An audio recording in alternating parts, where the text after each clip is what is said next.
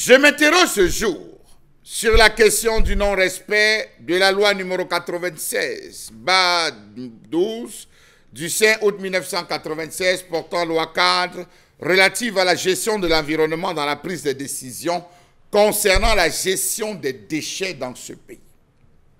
Il y a quelques semaines, le ministère de l'Habitat et du Développement urbain a tenu une succession d'ateliers, de forums, des états généraux sur la gestion des déchets.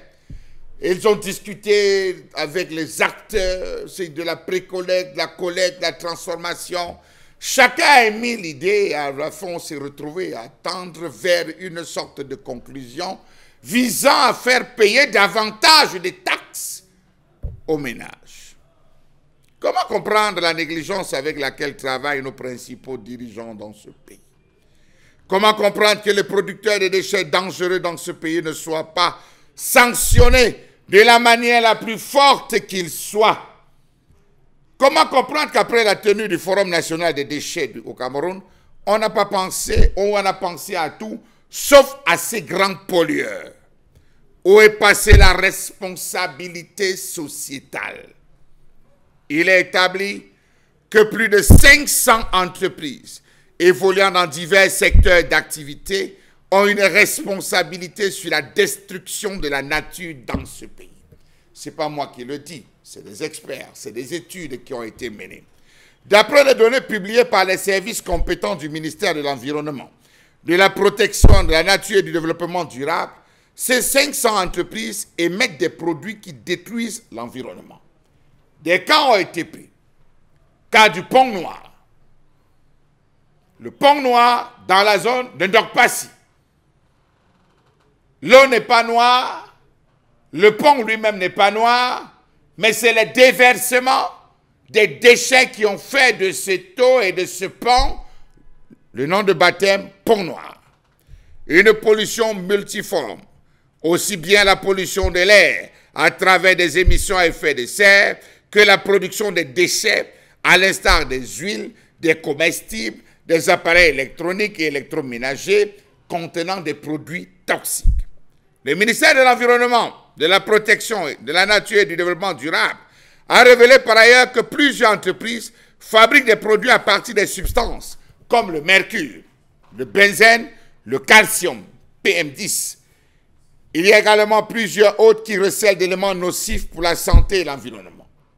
Le ministère de l'Environnement est allé sur la base qu'on devrait avoir une attitude beaucoup plus répressive envers ces différentes structures, les poussant à payer la principale taxe pollueur-payeur qui permettra d'alléger, de supporter, d'aider l'État à pouvoir prélever les différentes ordures qui jonchent nos différents axes. Par ailleurs, plus de 1300 tonnes de plastique non biodégradable ont été saisies ces dernières années dans les unités de fabrication installées dans le pays, sans compter des milliers d'autres saisies provenant de l'étranger.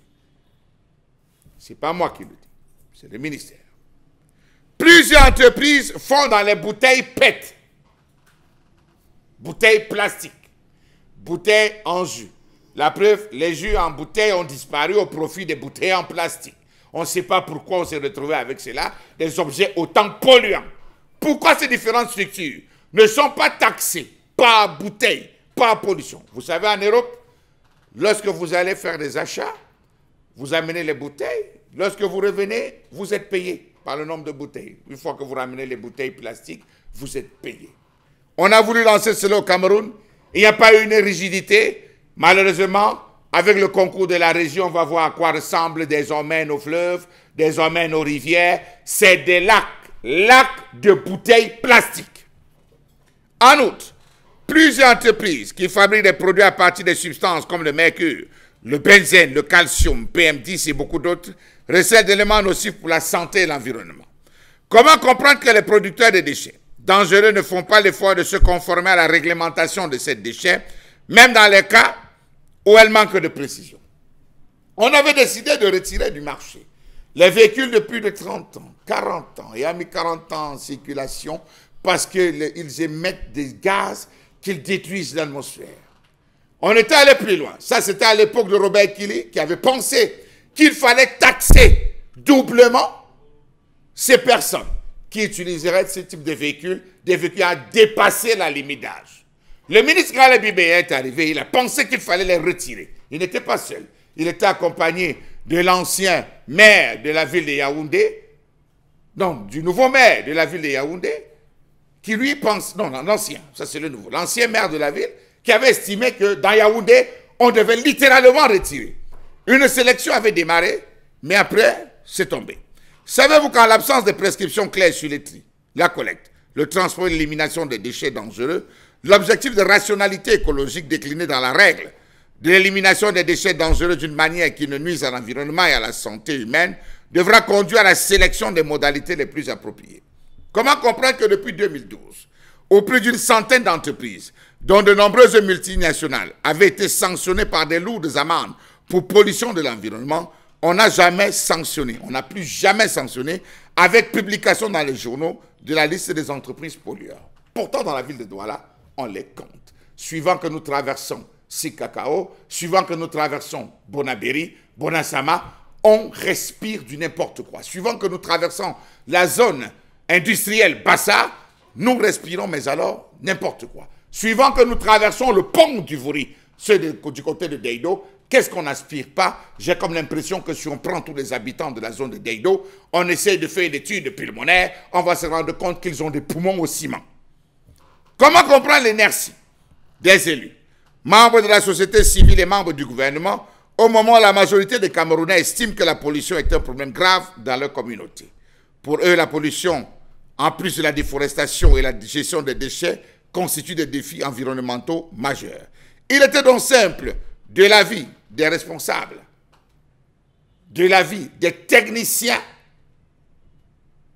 du premier ministère, que les différents secteurs, les différentes administrations publiques intervenant à de divers degrés dans la gestion des déchets s'asseyent pour une réflexion beaucoup plus répressive sur ces entreprises qui ont une influence sur le consommateur du bas étage.